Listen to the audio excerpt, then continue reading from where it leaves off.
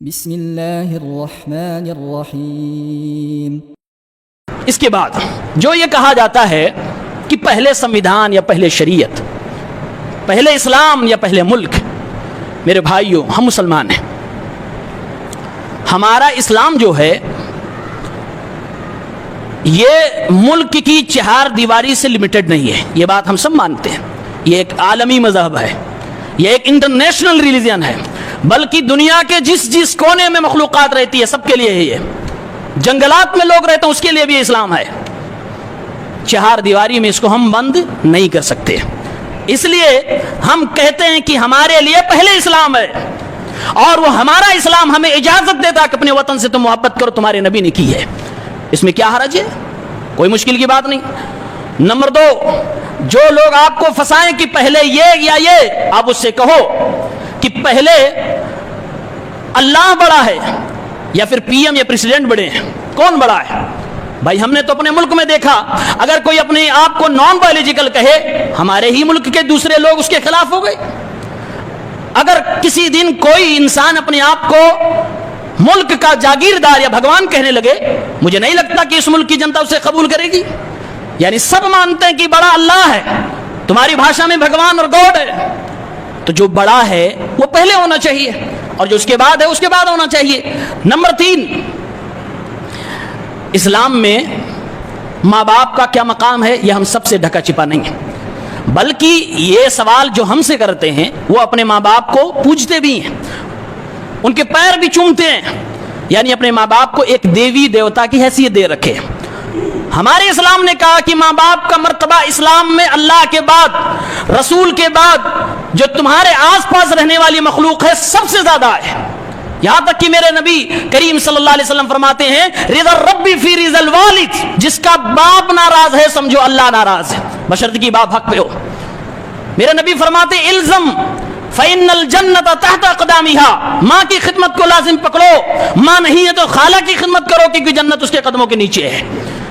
اسلام نے کہا وَوَصَّيْنَا الْإِنسَانَ بِوَالِدَيْهِ إِحْسَانًا، ہم نے انسان کو وصیت کر رکھی ہے اپنے ماں باپ کے ساتھ اس نے سلوک کرو۔ جس اسلام نے ماں باپ کو اتنا مرتبہ دیا ہے، وہ اسلام کبھی بھی اجازت نہیں دے گا کہ تم اپنے ماں باپ کے پیر چومو، وہ کبھی اجازت نہیں دے رہا کہ تم اپنے ماں باپ کے سامنے جھکو، بلکہ سورہ لقمان کی آیت نمبر 13 میں اللہ نے فرمایا وَإِن جَاهَدَاكَ عَلَىٰ أَن تُشْرِكَ بِي مَا لَيْسَ لَكَ بِهِ عِلْمٌ فَلَا تُطِعْهُمَا، اگر تمہارے ماں باپ تمہیں میرے ساتھ شرک کرنے کے لیے ابھارے تو ماں باپ کی نافرمانی کر جاؤ، یہ میرا آرڈر ہے۔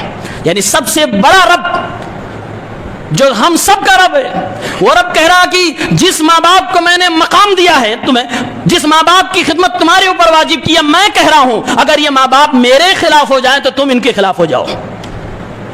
بات واضح ہو گئی۔ جو اسلام یہ کہتا ہے دل و جان سے زیادہ محبوب ماں باپ، جب اللہ کے بیچ میں آئیں گے تو ہم ماں باپ کو سائڈ کر کے اللہ رب العالمین کے پاس جائیں گے۔ جواب کلیئر ہے۔ اس کے علاوہ اگلی بات، یہ جو جواب دے رہے ہیں یہ ایسا نہیں ہے کہ بھارت کے مسلمان صرف جواب دے رہے ہیں، لوگ سوچتے ہیں کہ بھارت کے مسلمان ہیں اس لیے ایسا جواب نہیں۔ آپ دنیا کا جو اسلامی ملک سمجھتے ہو، میری نظر میں دنیا کا اسلامی ملک سعودی عرب ہے، وہاں کے علماء کے فتاوے سن لیجئے۔ سوال کیا گیا کہ وطن پہلے یا دین پہلے، جبکہ وہاں اسلامی ملک ہے، وہاں شریعت نافذ ہے، پھر بھی سوال کیا جا رہا ہے کہ سعودی عرب بحیثیت ملک پہلے یا پھر بحیثیت دین اسلام ہمارے لیے پہلے، کیا ہونا چاہیے؟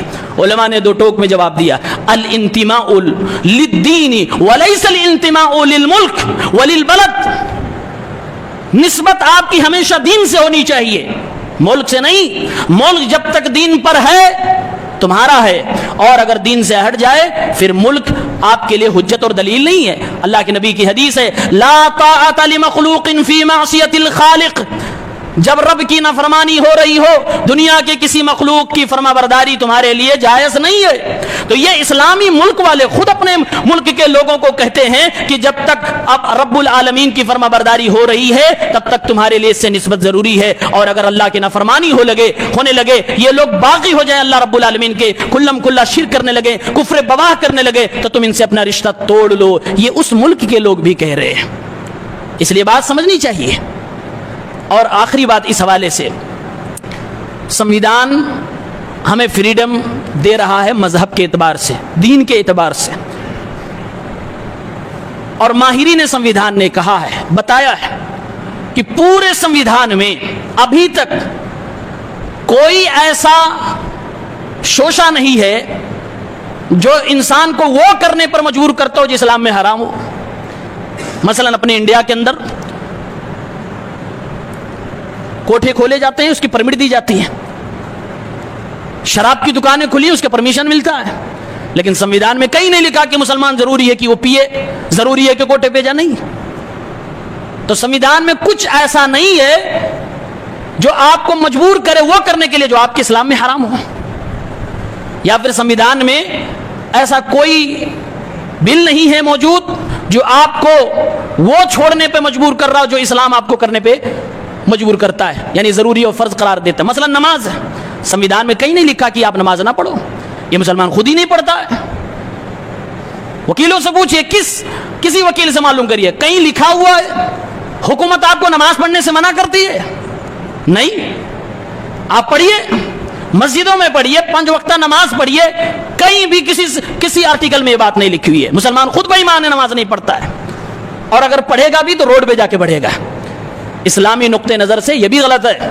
مسجدیں خالی ہیں جناب علی, نماز ہی نہیں مسجدوں میں, صفحے کی صفحے خالی ہیں, اور دکھاوے کی باری آئے گی تو روڈ پہ جا کے نماز پڑھے گا. ٹرین کے اندر بوگیوں میں جا کے دیکھیے, راستوں میں نماز پڑھے گا. اسلام کے اعتبار سے بھی یہ چیز غلط ہے.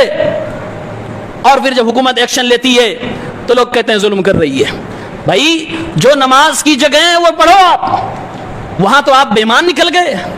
وہاں تو مسجدیں خالی ہیں, فجر میں کوئی نظر نہیں آ رہا, ظہر اثر میں اپنی دکانوں میں موجود ہیں.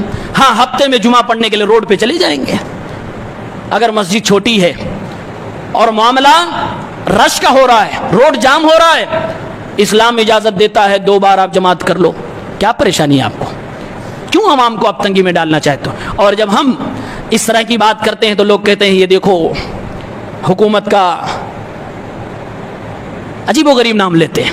کہنا مناسب نہیں ہے.